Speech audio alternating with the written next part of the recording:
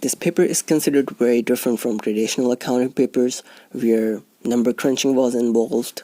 Since this paper belongs to professional series, we need to be professional in planning and stating as well. So, I'm here to give you 3 tips, easy tips to be successful in SBR. First tip is, it's very crucial for you to know your paper, to have a good understanding of the paper pattern, of how the questions are set, what is demanded by examiner, and on what basis would you be tested. So go check out past papers and suggested answers. This is going to give you a complete picture of how questions are set in the paper and how they are to be answered.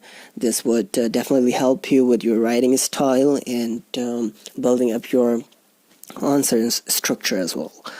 Then comes your study resource. From where to study, I use Kipling book because it's very comprehensive and I like it. But it's up to you. Whatever book you want to use, you are comfortable with, you can go on with it. But I use Kipling, so I'm going to recommend the same thing. Then comes the stage of technical articles.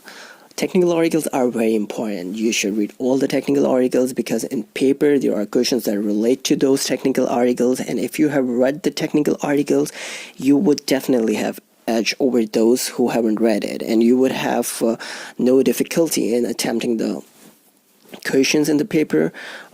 This would also develop your understanding of the accounting principles involved because the technical articles are very good and they are explained in a very amazing way. Then comes the most important thing, and this is what makes SBR different from traditional accounting papers. In this paper, you are basically tested for your understanding of the principles of the standards involved. Like how sound knowledge and understanding do you have of the concepts and of the accounting principles. So how to develop the sound understanding. I would recommend you to read IFRS Part A book. If you are unable to read whole of it, at least read its basis, why it was made, and where it is implemented, or check out IFRS Box channel available on YouTube. It's a very good channel available with summaries of different standards.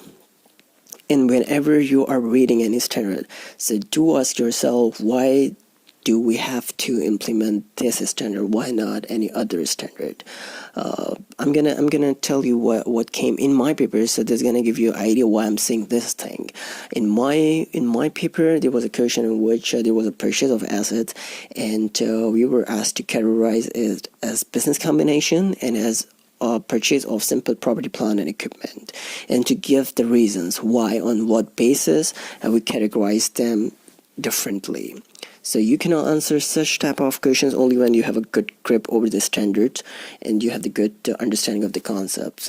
You really do not have to burden yourself by reading published accounts or a lot of material. Just go with the technical articles, study resource, and develop good understanding. For that, you can just read the summaries of the standards or overviews, the reasons. That's going to be sufficient for you. And do practice the past papers of SBR. Best of luck for your papers. If you have liked the video, please subscribe my channel and hit the bell icon. Thank you.